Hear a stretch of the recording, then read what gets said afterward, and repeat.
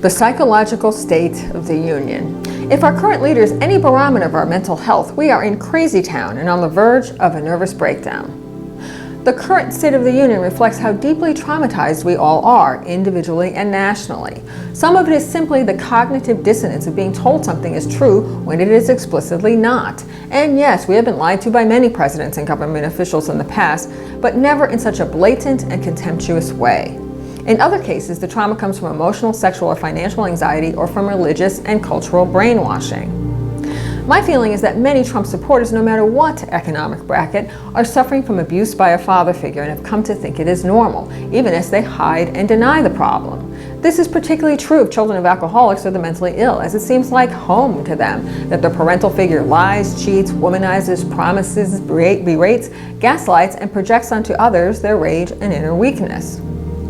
For those of us who grew up in alcoholic or abusive homes and who have done the work, it is unlikely that we would have supported dry, drunk dad in the election. His base, unfortunately, are not even aware that they are suffering from trauma, and his encouragement of incivility provide the permission to act out the pain and rage that has been simmering for decades.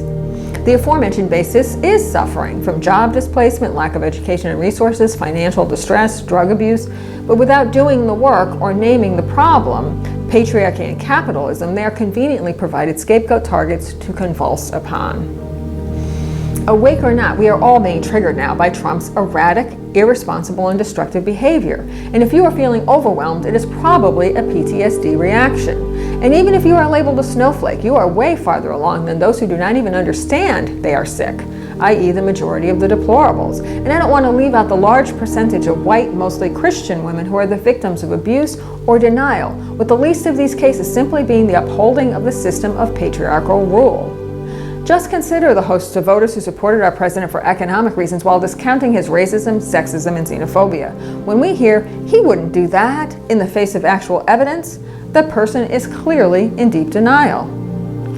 Basically, we've all been abused in some way, Trump, Bannon, and the masculinists included. Trump's brother died of alcoholism, and he suffers from sex and internet addiction. And this is wake-up time, as Chiron in Pisces is revealing all of our emotional wounding. And whether it is personal, familial, or relationship-oriented, or much deeper systemic abuse like racism, sexism, homophobia, the culprit is the same: patriarchy. And while we each have individual stories of trauma and abuse, there is also a larger construct at play as far as humankind in general. Barbara Hand Clow, an astroanthropologist, in her book Catastrophobia, points out that we are all living in post-traumatic stress due to a disaster that occurred over 11,000 years ago, destroying much of the Earth. Out of this catastrophe came plays for power and the beginnings of the patriarchal model of dominance and coercion. We have continued to re-traumatize ourselves through perpetuating wars and creating poverty and global devastation. Those who suffer systemic abuse must realize that the same construct of patriarchy has been the seeding ground for punishment, aggrandizement, plays for power, and degradation of others, whether this shows up in the development of nation states, creation of resource wars, or simply having a father or dominant mother who was an abuser.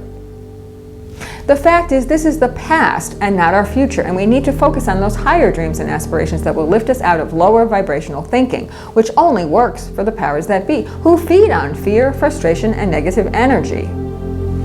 While it can seem overwhelming and impossible to change this dynamic, the truth is that the rules of power have been undermined, and just like a dying dog that will fight to the finish, the current regressive nationalist movements around the globe know that their time is coming to an end. This is their last convulsion before they self-annihilate. 11,000 years is enough to know patriarchy is a destructive model of engagement. The reason we are seeing the suppression of civil and gender rights is precisely because the tides are already turning, and the corrupted rule of the land and father are being undermined, as they absolutely should be. And in terms of past lives, I believe we have been all races, genders, sexes, nationalities, and religions throughout our many lives, and we incarnated in this body at this time to express our divinity. So in the current moment, while we can biologically claim a certain race or gender, truth be told, we have been both abuser and abused at different points in history.